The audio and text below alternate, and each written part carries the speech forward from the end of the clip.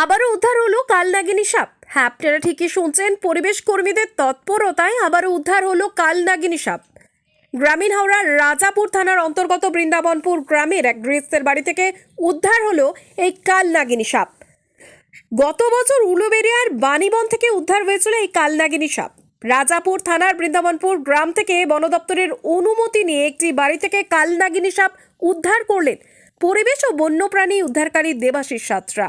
জানা গেছে, রাজাপুর থানার বাসিন্দা অমিয় রঞ্জিত ও রেবতী দাস দেখতে পান বাড়ির ভেতরে লাল সাদা কালো ডোরা কাটা একটি সাপ বেয়ে যাচ্ছে। তখনই অনেকেই ছুটে আসে সাপটা দেখবার জন্য।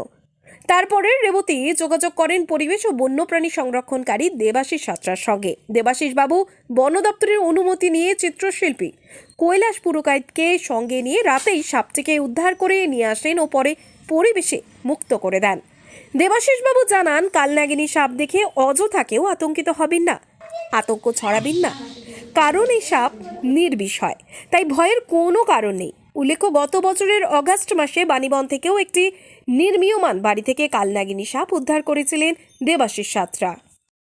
রাজাপুর থানার বৃন্দাবনপুর গ্রামের বাসিন্দা, আপনার নাম অনুপম রঞ্জিত।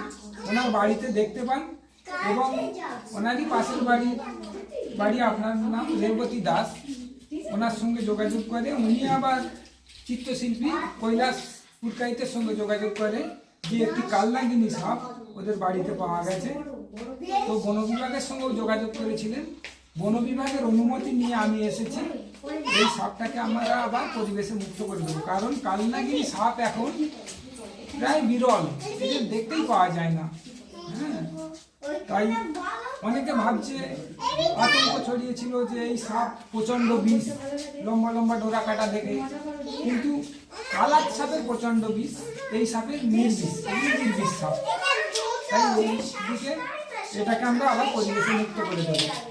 আপনাদের এখানে কোনো সমস্যা হলে পশু পাখির সঙ্গে সঙ্গে আপনারা বন বিভাগের সঙ্গে যোগাযোগ করবেন। বন বিভাগ এদিকে খুব সতর্কভাবে কাজ করছে এবং পাশাপাশি আমরা যে এই পরিবেশ কর্মীরা রয়েছি, আমরাও কিন্তু যথেষ্ট এই বিষয়ে চেষ্টা করি উদ্ধার করে এদের পরিবেশে মুক্ত করে দিতে।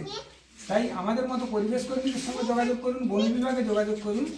আপনাদের সকলকে অনেক অনেক ধন্যবাদ যে এই সাপটাকে না মেরে আপনারা আবার একে পরিবেশে মুক্ত করার সুযোগটা করে দিয়েছেন। ধন্যবাদ।